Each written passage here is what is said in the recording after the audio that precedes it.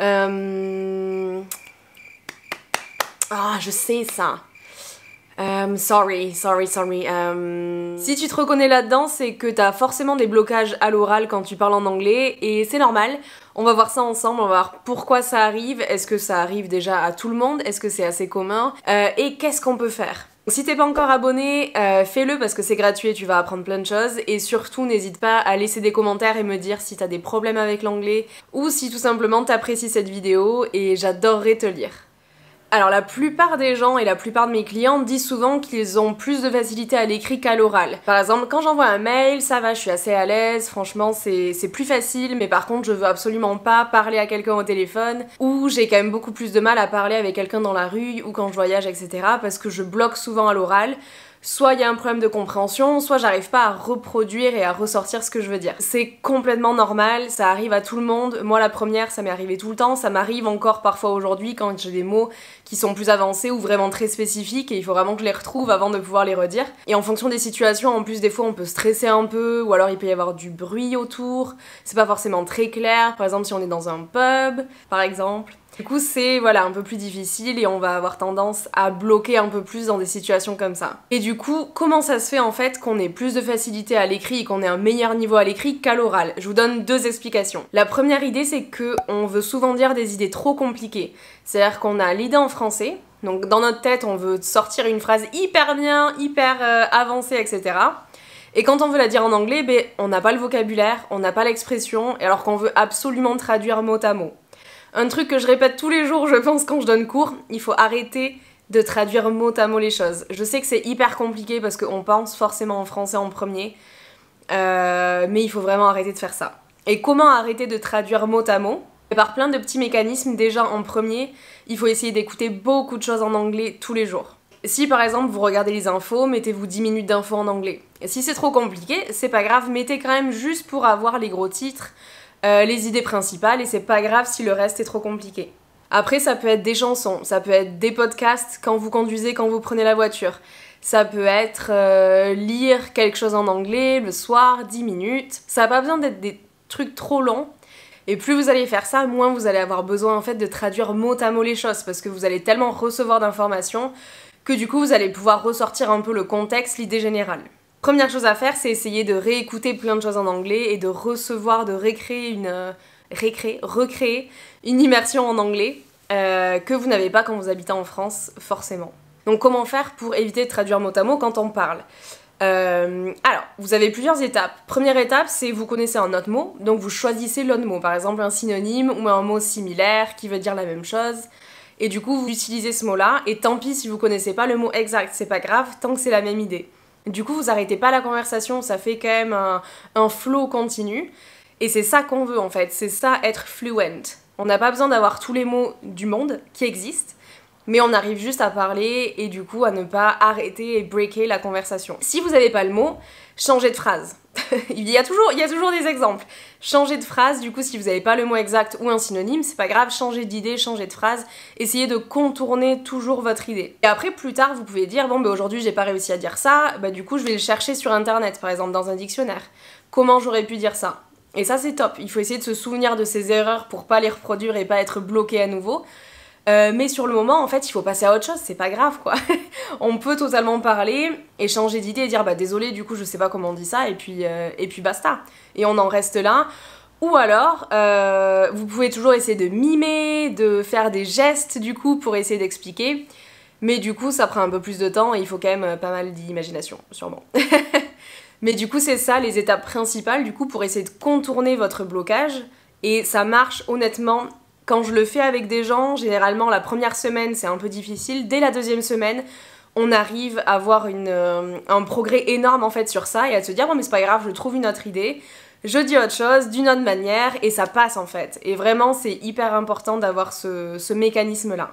N'hésitez pas quand même plus tard à regarder du coup comment se traduisent ces mots là, dans quels exemples et quels contextes on peut les utiliser, pour avoir de plus en plus de vocabulaire et se retrouver de moins en moins bloqué, parce que c'est ça quand même le but aussi, c'est de, à l'instant T, quand vous avez une conversation, ne pas être bloqué et pouvoir avoir des mécanismes pour contourner, mais bien sûr quand même le but et le fond du truc, c'est quand même d'avoir de plus en plus de vocabulaire et d'être à l'aise, et de même pas réfléchir et que ça soit automatique.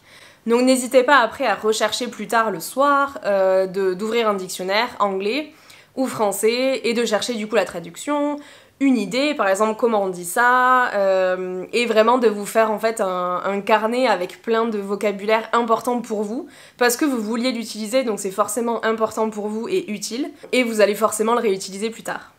Désolée pour la lumière, mais on alterne entre giboulée de Mars en décembre et grand soleil à Bordeaux, donc du coup voilà. Du coup la deuxième chose qui va vous bloquer à l'oral et qui va te perdre, c'est le manque de pratique. Donc si vous ne pratiquez pas assez, vous allez forcément être bloqué en fait.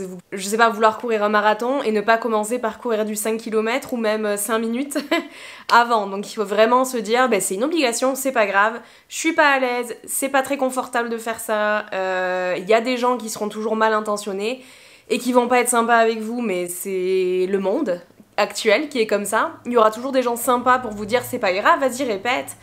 Et il y aura toujours des gens bienveillants et des gens en fait qui ne le sont pas. Et du coup il faut essayer de faire le tri dans tout ça aussi. Et si jamais vous avez une conversation avec quelqu'un qui se moque de vous, qui n'est pas patient, etc., c'est pas de votre faute, c'est la faute de cette personne-là. Donc il faut vraiment essayer de se dire c'est comme ça, c'est pas grave, et j'y vais. J'y vais, et puis plus je le fais, plus je vais devenir meilleure. Donc en premier, essayez de pratiquer même avec vous-même, seul, solo.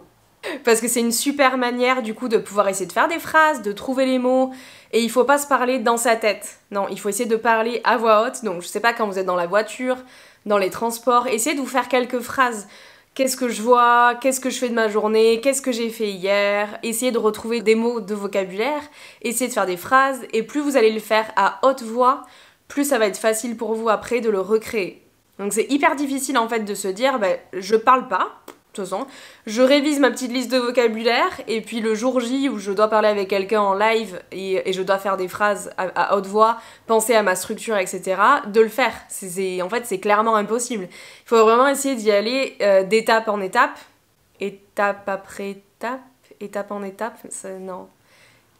Pas à pas. Il faut vraiment essayer d'y aller pas à pas. Et parlez-vous d'abord à vous-même, faites des phrases, faire des petits paragraphes et puis après ça va devenir de plus en plus facile. Et si vous avez ce mécanisme de contourner le vocabulaire que vous connaissez pas, de faire des phrases autres qui veulent dire la même chose, vous allez être de plus en plus à l'aise. Donc oui, ça demande du travail, ça demande de l'exercice, ça demande d'avoir aussi un côté un peu je m'en foutiste en mode c'est pas grave, de toute façon si j'y arrive pas, j'y arriverai demain, et puis si la personne n'est pas contente, c'est un peu pareil. Mais en fait, il faut être comme ça parce que il vaut mieux en rire qu'en fait que de dramatiser le truc parce qu'il y a rien de grave. Il n'y a pas plus grave en fait que de ne pas oser parler à quelqu'un et d'avoir une super conversation et d'être fier de soi que de se dire bon tant pis, de toute façon je passe mon tour et je vais laisser les autres parler parce que moi je suis nulle. Alors que non, en fait personne n'est nul en langue. C'est vraiment une idée reçue qu'on a et qui est fausse. J'étais pas forcément hyper douée au lycée, j'étais plus douée en espagnol qu'en anglais.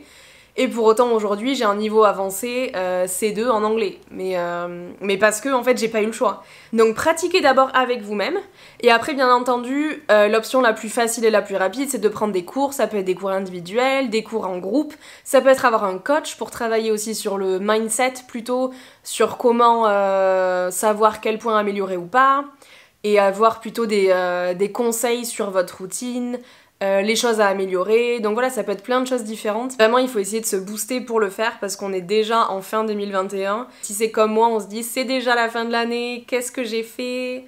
Eh ben j'ai toujours pas pris des cours d'espagnol, par exemple. J'en ai pris il y a 2 ans, mais c'était mon objectif de fin d'année de le faire. Clairement, il y a eu plein d'autres choses et ça n'a pas été ma priorité, mais ça va être l'une de mes priorités de 2022, de reprendre des cours d'espagnol et de me forcer, et tant pis si c'est pas agréable au début, mais vraiment, je veux vraiment pouvoir voyager ensuite et être hyper à l'aise et avoir des discussions intéressantes avec tout le monde quoi. Donc voilà, j'espère que cette vidéo vous a plu, n'hésitez pas à liker la vidéo aussi, c'est hyper important et ça m'aide beaucoup sur YouTube, donc n'hésitez pas du coup à faire ça et à me dire si vous avez aimé cette vidéo. J'espère que ça vous déculpabilise à fond de se dire je suis bloquée à l'oral, ok, mais il y a des raisons et il y a des solutions, donc n'hésitez pas vraiment à faire ces efforts là et vous verrez du coup les progrès mais immenses et très très rapidement. Donc voilà, je vous dis à une vidéo prochaine et à bientôt. Bye!